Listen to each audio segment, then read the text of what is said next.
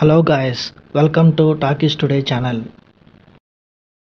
ఈరోజు Bigg boss season 9 Telugu episode 6 analysis అనేది discuss చేద్దాం.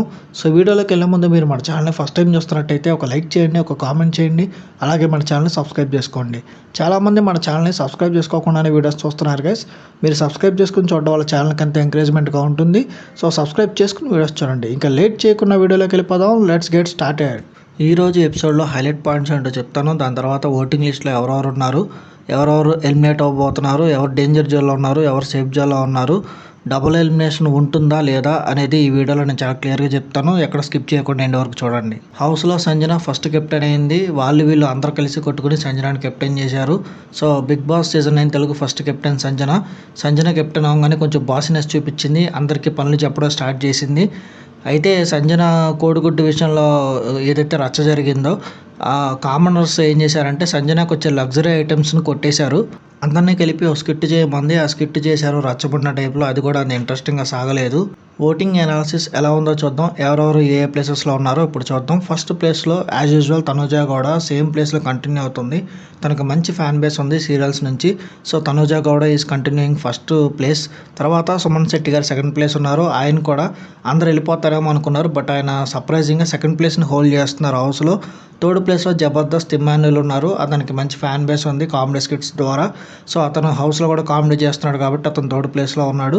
ఫోర్త్ ప్లేస్లో సంజన ఉంది. యాజ్ యూజువల్ సంజనాకి ఇద్దరు పాజిటివ్ ఆర్ నెగిటివ్ కంప్లీట్గా కంటెంట్ అనేది దొరుకుతుంది ఫస్ట్ వీక్ మొత్తం. సో తను ఫోర్త్ ప్లేస్లో ట్రెండ్ అవుతుంది. తను వెళ్ళిపోతుందేమో అనుకున్నారు, నెగిటివ్ అవుతుంది అనుకున్నారు, కానీ ఫోర్త్ ప్లేస్ ఓటింగ్ లిస్ట్లో ఉంది సంజనాకి. ఫిఫ్త్ ప్లేస్లోకి ఈరోజు రాము రాథోడ్ వచ్చాడు. కొంచెం అతని ఓటింగ్ అనేది ఇంక్రీజ్ అయింది అతని గేమ్ తర్వాత సిక్స్త్ ప్లేస్లో డెమాన్ పవన్ ఉన్నాడు. సెవెంత్ ప్లేస్లో రీతు చౌదరి ఉంది. కంప్లీట్గా డేంజర్ జోన్లో ఉంది రీతు చౌదరి.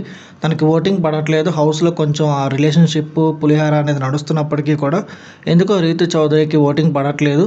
తన మీద బయట అంతా కొంత నెగిటివిటీ ఉంది, కానీ హౌస్లో తను ఎట్లా ఆడుతుందో చూసి ఓటేయడం బెటర్ అని నేను అనుకుంటున్నాను.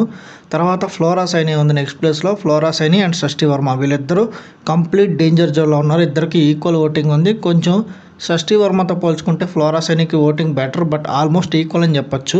ఫ్లోరా సైని అండ్ షష్ఠి వర్మల మధ్యలోనే ఎలిమినేషన్ ఉంటుంది. అయితే ఈ బిగ్ బాస్ సీజన్ 9 తెలుగులో మొత్తం ట్విస్టులు ఉంటాయి. మొత్తం సీజన్ మొత్తం ఫస్ట్ వీకే డబుల్ ఎలిమినేషన్ అనే ట్విస్ట్ ఉండే అవకాశం అయితే ఖచ్చితంగా ఉంది. 30-40% ఛాన్సెస్ ఉన్నాయి.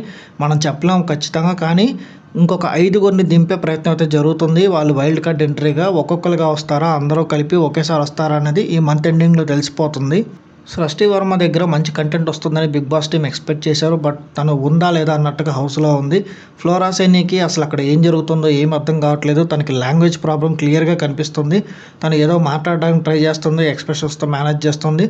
సో 99% ఛాన్సెస్ ఫ్లోరా సైని వెళ్ళిపోయే అవకాశం ఉంది ఈ వీకెండ్.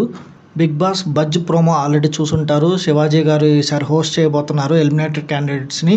సో ఇటు పక్క స్టేజ్ మీద ఎలిమినేట్ అయిన అమ్మటే వాళ్ళు అక్కడి నుంచి అక్కడే ఇంటర్వ్యూ అటెండ్ అవుతారు శివాజీ గారితో. మనకు అది ఇమీడియట్గా టెలికాస్ట్ అవుతుంది టీవీలో. సో ఈసారి బిగ్ బాస్ హోస్ట్గా ఎలిమినేటెడ్ పర్సన్స్ని శివాజీ గారు డీల్ చేయబోతున్నారు. సో 99% ఫ్లోరా సైని ఎలిమినేట్ అవుతుంది.